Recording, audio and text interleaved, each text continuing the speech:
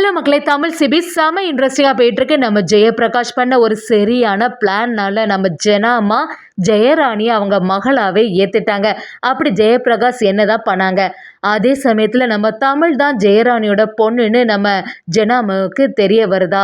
வீடியோக்குள்ளே போகிறதுக்கு முன்னாடி நம்ம சேனலுக்கு சப்ஸ்கிரைப் பண்ணுங்க. அப்படியே பக்கத்தில் இருக்க பெல் ஐக்கனை கிளிக் பண்ணிடுங்க.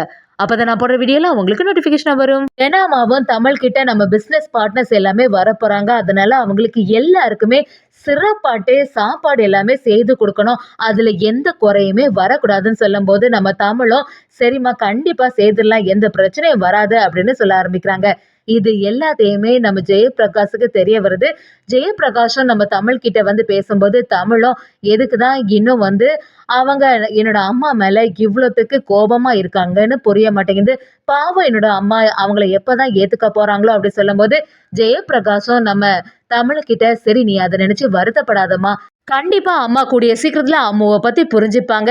அது மட்டும் இல்லாமல் அம்முவை பற்றி இன்னும் கொஞ்சம் தெரிஞ்சுக்கிறதுக்கு நம்ம தான் ஏதாவது வாய்ப்பு ஏற்படுத்தி கொடுக்கணும் அப்படி சொல்கிறாங்க. தமிழும் என்ன சொல்கிறீங்க மாமா, என்ன பண்ணுறது அதுக்கு அப்படி சொல்லும்போது ஜெயபிரகாஷும் சரி பொறுத்து இருந்து பாரு, நான் என்ன தான் செய்கிறேன்னு சொல்லிட்டு அதுக்காக ஒரு பிளானை ரெடி பண்ணுறாங்கன்னே சொல்லலாம். அதே சமயத்தில் பிஸ்னஸ் பார்ட்னர்ஸ் எல்லாத்துக்குமே சாப்பாடு எல்லாமே சிறப்பாகவே தயாராகிட்டு வருது. நம்ம ஜனாமாவை எல்லாத்தையுமே கவனிச்சிட்டு வராங்க. அந்த இடத்துல கரெக்டா அம்முவும் இறங்கி வராங்க. நம்ம ஜெயராணியை பார்த்த உடனே ஜனாமா பயங்கரமா டென்ஷன் ஆக ஆரம்பிக்கிறாங்க. அந்த சமயத்துல ஜெயபிரகாஷம் வந்து ஜனாமாவை தடுத்து நிறுத்துறாங்க. எல்லாருமே இங்க இருக்காங்கம்மா, இந்த சமயத்துல ஏதாவது ஒரு பிரச்சனை பண்ணாதுங்க. அம்மு இங்கே வேலை பார்க்குறதுக்கானதுனே வந்திருக்கா, மற்றபடி வேறு எதுவுமே செய்யறதுக்காண்டி வரல, நீங்கள் அவளை ஏதாவது சொல்லாதுங்க அப்படின்னு சொல்லிட்டு நம்ம ஜெயபிரகாஷும் தடுத்து நிறுத்துறாங்க. அந்த சமயத்தில் நம்ம ஜெயராணியும் ஜனாவை பார்த்த உடனே ரொம்பவே ஃபீல் பண்ண ஆரம்பிக்கிறாங்க. நம்ம ஜனாமாவும் தன்னோட பொண்ணு மாதிரி அந்த இடத்துல காட்டவே மாட்டேங்கிறாங்க.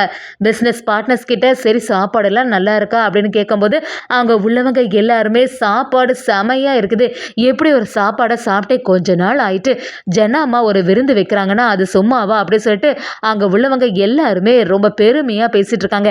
இதெல்லாம் பார்த்துட்டு இருந்தவங்களும் சரி இந்த ஜெயராணி எதுக்காக இந்த வீட்டுக்கு வந்திருக்கா, இனிமேல் இந்த ஜெயராணியை சும்மா விடவே கூடாது, இவங்க எல்லாரும் சேர்ந்து ஒற்றுமை ஆயிடலான்னு பார்க்குறாங்களா, இதுக்கு நான் விடவே மாட்டேன்னு சொல்லிட்டு அவங்களும் நம்ம ஜெயராணியை அப்படியே அந்த இடத்துல பரிமாறிட்டு இருக்கும்போது பக்கத்தில் இருந்த ரசத்தை கீழே கொட்டிடுறாங்க.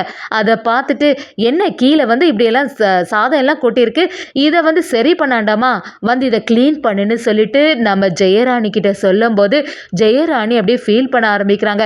வேற வழியும் இல்லை, அதில் உள்ள சாதம் இது எல்லாமே கொட்டினது எல்லாத்தையும் க்ளீன் பண்ண ஆரம்பிக்கிறாங்க.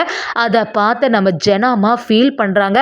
அதே சமயத்தில் நம்ம ஜெயபிரகாஷும் தமிழும் அதை பார்த்துட்டு தமிழும் ஓடி போய் ஹெல்ப் பண்ணதுக்காண்டி போகும்போது நம்ம ஜெயபிரகாஷ் தடுத்து நிறுத்துறாங்க.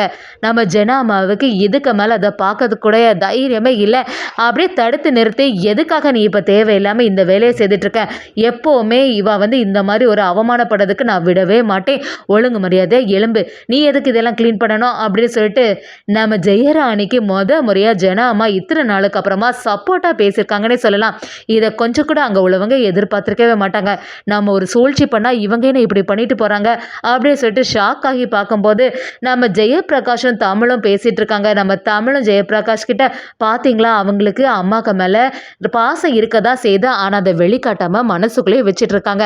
அம்மாவுக்கு ஒரு அவமானம் ஆச்சுன்னு தெரிஞ்ச உடனே அதை எப்படி ஹேண்டில் பண்ணாங்களா பார்த்தீங்களா அப்படின்னு சொல்லும்போது நம்ம ஜெயபிரகாஷும் ஆமாம் அம்முக்கு மேலே இன்னும் அம்மாவுக்கு பாசம் குறையவே இல்லை, எப்படியாவது கூடிய சீக்கிரத்தில் அவங்க ரெண்டு பேரையும் ஒன்று சேர்த்துடணும் அப்படின்னு சொல்லிட்டு நம்ம ஜெயபிரகாஷும் தமிழும் பேசிகிட்டு இருக்காங்க.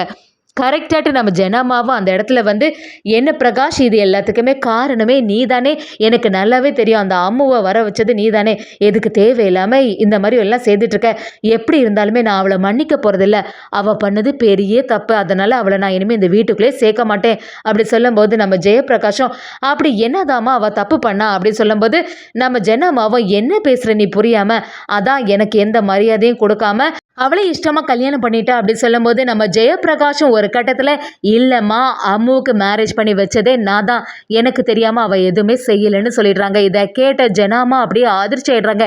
என்ன சொல்கிற பிரகாஷ், அப்போ எல்லா விஷயமும் உனக்கு தெரிஞ்சிருக்கு, நீ என்னை சேர்த்து ஏமாத்திருக்கல அப்படி சொல்லும்போது நம்ம ஜெயபிரகாஷும் உங்கள்கிட்ட எல்லாம் சொல்லணும்னு தான் இருந்தா, அதுக்குள்ளே என்னெல்லாமோ ஆகி போச்சு அப்படின்னு சொல்லிட்டு நம்ம ஜெயபிரகாஷ் எல்லா உண்மையும் சொல்லி எல்லாமே சமாதானப்படுத்துகிறாங்க. ஒரு கட்டத்துல நம்ம ஜெயராணி அந்த இடத்துல நிக்கிறத பார்த்த உடனே ஜனாமாவும் அப்படியே ஜெயராணி கிட்ட போய், "அப்ப இதுவரைக்கும் ஜெயப்பிரகாஷுக்கும் எல்லா விஷயமும் தெரிஞ்சிருக்கு தானே?" அப்படின்னு கேட்க சொல்லும்போது, நம்ம ஜெயராணியும், "ஆமாம்மா, என்ன மன்னிச்சிடுங்கன்னு" சொல்றாங்க. அத கேட்ட நம்ம ஜனாமாவும் அப்படியே ஜெயராணிய கட்டி அணைக்கிறாங்க. ஜெயராணியும் அழுதுட்டே இருக்கும்போது, நம்ம ஜனாமாவும் ஒரு கட்டளை போடுறாங்க. "நான் உன்ன மகளா ஏத்துக்கணும்னா, உன்னோட ஹஸ்பண்ட நீ உதறி தள்ளிட்டு இங்க வரணும்னு" சொல்லிடுறாங்க. ஒரு கட்டத்துல நம்ம ஜனாமா நம்ம ஜெயராணிய மகளாவே ஏத்துட்டாங்க. அதே சமயத்துல ஒரு கட்டளையும் விடுறாங்கன்னே சொல்லலாம்.